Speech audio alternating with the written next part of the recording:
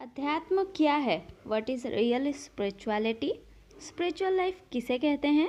क्या आपको पता है कि आप आध्यात्मिक जीवन जी रहे हैं, स्पिरिचुअल लाइफ जी रहे हैं या नहीं? कैसे पता करें कि हम आध्यात्मिक हैं या नहीं है? तो आइए जानते हैं। इसी वीडियो में आपको ये पता चल जाएगा कि आप आध्यात्मिक है या नहीं है। अगर आपको ये लगता है कि आध्यात्मिक होना मतलब कि जो इंसान रोज़ पूजा पाठ करता है, मंदिर जाता है, धूप दीप बत्ती करता है, भगवान की पूजा आराधना करता है, वो आध्यात्मिक इंसान है, तो नहीं, वो धार्मिक इंसान है, वो धार्मिक है। आध्यात्मिकता तो धर्म से भी ऊपर है। असली आध्यात्मिकता तो उसे कहते हैं जब आपके अंदर आपकी वजह से किसी और का भला हो, आप किसी और का भला सोचें, वो भी बिना मतलब के। जब आपके अंदर बिना मतलब के किसी और की मदद करने का, किसी और की सहायता करने का भाव हो, तो समझ लीजिए आप आध्यात्मिक हैं।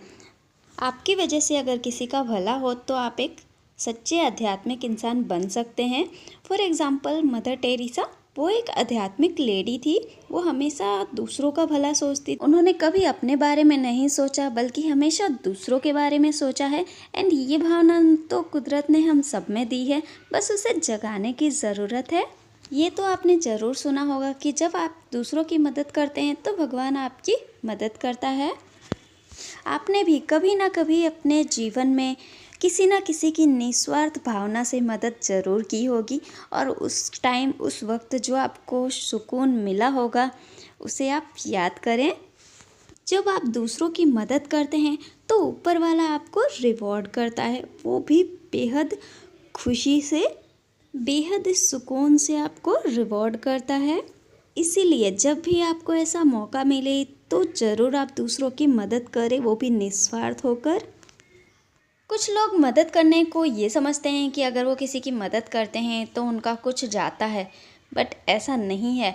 जब हम किसी की मदद करते हैं तो हमारे पास से कुछ जाता नहीं है, वही मल्टीप्लाई होकर हमारे पास वापस आता है। जो हम देते हैं वही हमें दुगना वापस मिलता है। कैसे हमें मल्टीप्लाई होकर वापस मिलता है, चलिए जानते हैं इस एक छोटी सी स्टोरी से। एक 15-16 साल का लड़का था जो कि दिन में घूम घूम कर सामान बेचा करता था, घर घर जाता था वो। दिन का समय था तो उसे काफ़ी ज़्यादा भूख और प्यास भी लग रही थी, पर उसके पास पैसे नहीं थे कि वो कुछ खरीद के खा ले। तो उसने सोचा कि अब पैसे नहीं मांगूंगा, सामान के बदले कुछ खाना ही मांग लूँगा। तो वो एक घर के पास जाता है और वो नॉक करता है। फिर जैसे ही ये नॉक करता है तो एक लड़की आती है और वो दरवाज़ा खोलती है। सामने लड़की को देखकर ये लड़का भी कुछ नहीं बोलता है और ये अपना सामान के बारे में बोलता है कि ये सामान आप ले लो।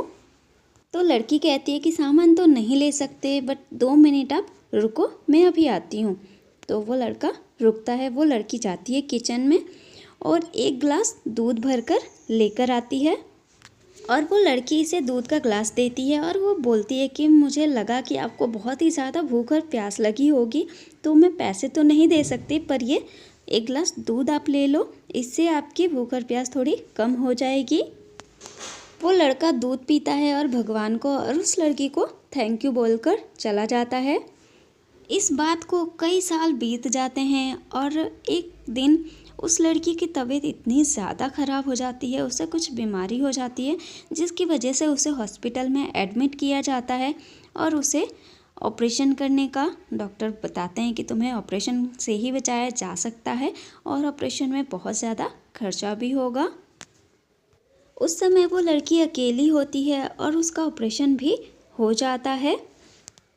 अब ये लड़की ये सोच रही होती है कि अब क्या करे, ऑपरेशन में इतना ज़्यादा खर्चा हो गया, मेरे पास तो इतने पैसे भी नहीं है, मैं बिल कैसे पे करूँगी। फिर भी ये हिम्मत करके बिल मांगती है और बिल देखती है, और वो बिल देखकर शॉक्ड हो जाती है, क्योंकि उस बिल पर लिखा था कि आपका बिल ऑलरेडी पे हो चुका है।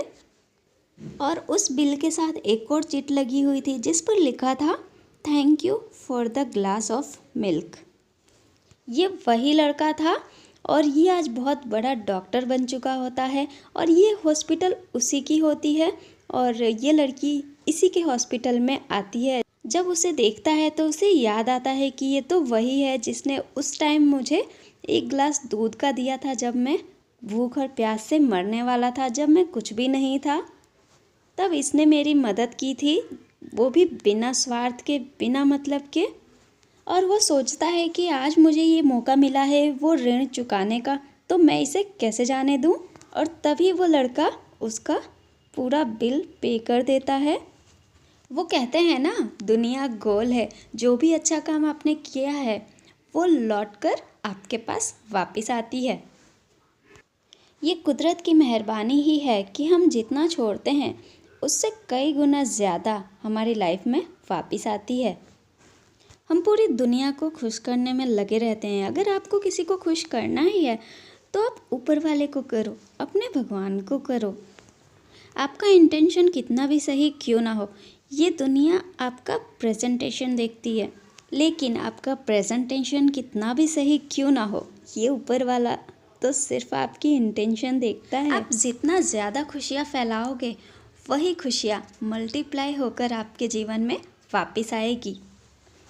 भागवत गीता में भी ऐसा कहा गया है कि इस दुनिया में अगर कोई दुखी है तो आप ज़्यादा टाइम तक खुश नहीं रह सकते, लेकिन अगर आप औरों को खुशियाँ देते हैं, औरों को खुशियाँ बांटते हैं, तो आपके जीवन में अपने आप ही खुशियाँ आती है। आज के टाइम में किसी के चेहरे पर एक स्माइल ले आना, वो भी बहुत ही बड़ा आध्यात्मिक काम है। अगर आप किसी एक उदास चेहरे पर एक स्माइल ले आएँ तो समझ लेना कि इस दुनिया के सबसे धनवान इंसान आप ही है। तो फ्रेंड्स, आज के लिए बस इतना ही। वीडियो पसंद आए तो वीडियो को लाइक करें, शेयर करें एंड चैनल को सब्सक्राइब ज़रूर करें। अगर कोई सुझाव हो तो कमेंट करके ज़रूर बताएं एंड थैंक्स फॉर वॉचिंग।